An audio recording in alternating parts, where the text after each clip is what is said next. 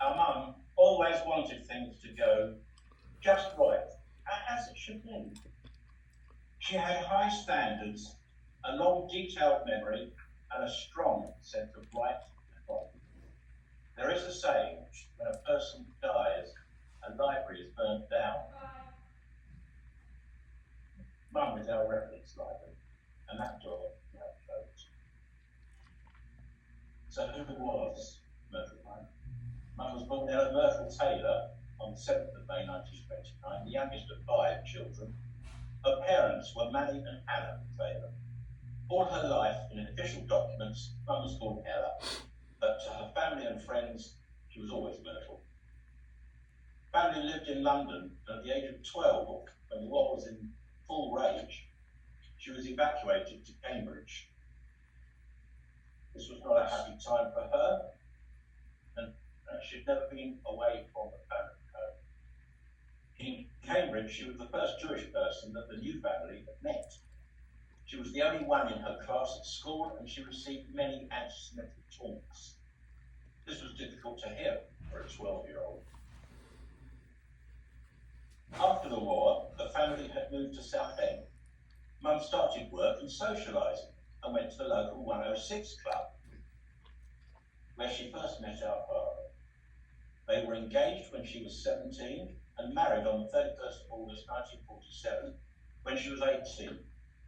By the time she was 25, she was the mother of 3 boys with the births of Barry, Raymond and Selwyn. Mum was active socially and became vice chairman of WITSO in Southend, and took an active part in the Alexandra affairs, resulting in her acting at the Palace Theatre in The Diary of Anne Frank. Our father was a difficult and complicated man. This speech was first written by me, corrected by Selwyn, and decided on by Ray. So that is how we came. Not a good husband, not father, and after 17 years of marriage, and at the age of 35, they were divorced. The following 10 years were her and our dark years. Bringing up 3 boys on her own without a job, no income, and no home was difficult. But Mum wanted the best for her boys and never allowed us to feel different or go without. She always encouraged us to continue with our studies and stay together as a family, even though this was not always possible. She was always willing to sacrifice her future for ours. However, this eventually took its toll on her. She became unwell and suffered a complete nervous breakdown. We thought that we had lost claim.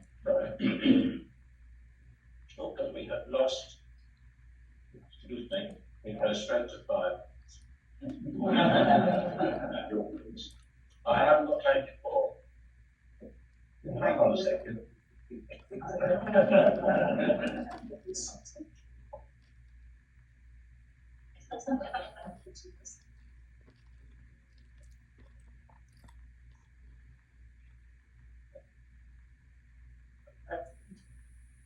Right. So that's what you get. You've got 3 accountants. Yeah.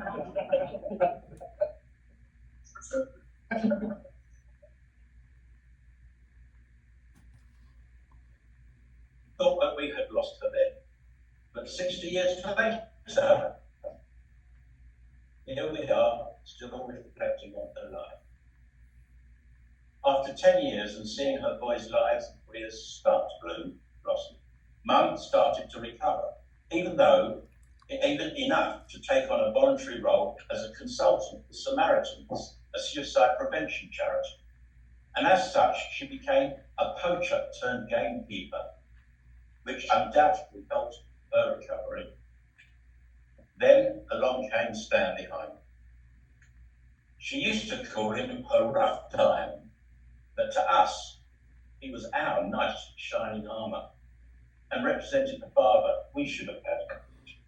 She had found somebody that we felt we could trust to look after her. In 1975, they were married in Southend, and lived together for 35 happy years until the 9th of February 2010, when he passed at the age of 88. During this period,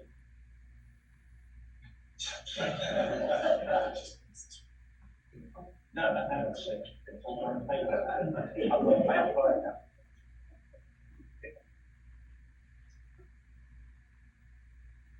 Only 19 paper.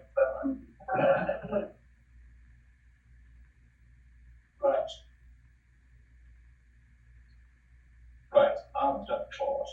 During this period, Mum would claim back those lost years and return to the mother we knew when we were very young.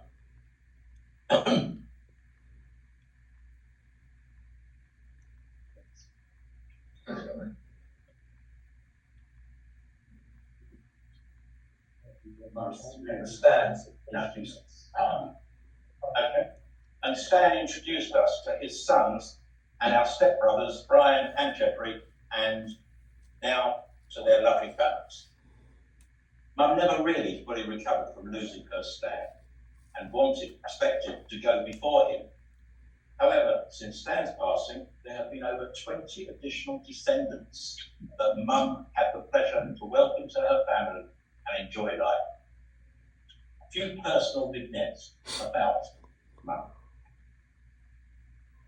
In her early years, before and during the war, she loved ballet, but had to stop after breaking her big toe, and thus ended a career as a prima ballerina. From the age of 14, she worked in an optician's, a hairdresser's, and then a jewellery shop. In her latter years, she loved charity shops and loved to snap up a bargain. Throughout her life, she was a knitter, and all her grandchildren, they're all here today, great-grandchildren received their own blanket upon their birth, blue for a boy and pink for a girl. Mum never liked to draw attention to herself and never wanted anyone to worry about her. About 40 years ago, a chance comment by her opened a conversation with her about cancer, and she told us that she had had an infected kidney removed several years ago. She didn't want to worry us about it.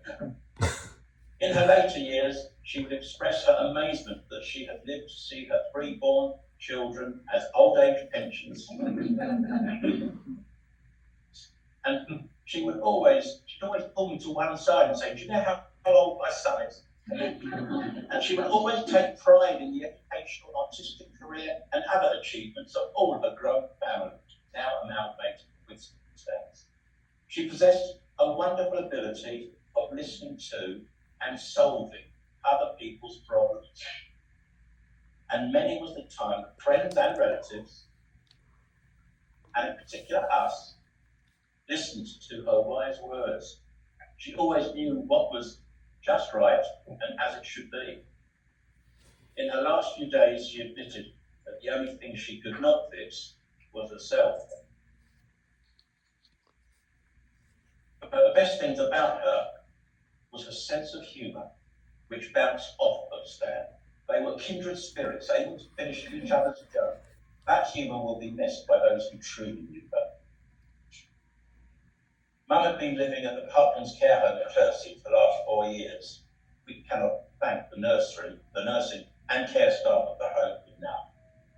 They looked after Mum with such 5-star treatment and personal care, especially during the past year when she was in palliative end-of-life care.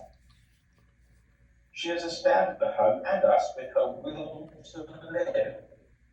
Her organs have been in a state of surrender for all of this time, but her brain never faltered. Over the last few days, she had decided that she could no longer work out how to fix herself and that it was time to go. And just right, and as it should be, she left.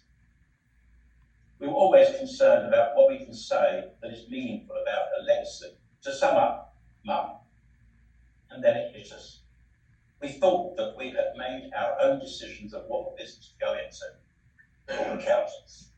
We thought it was the family business, but we got it wrong. We were being trained, not for the family business, but the business of family.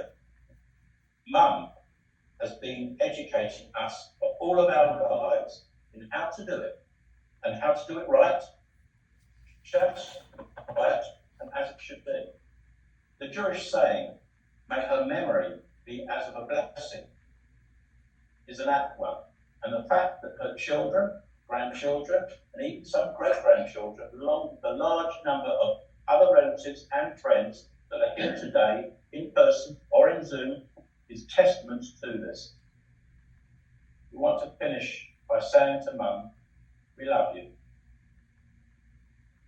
You are now together again, and now go and tell Stan a joke. I'm sure you have a lot to catch up.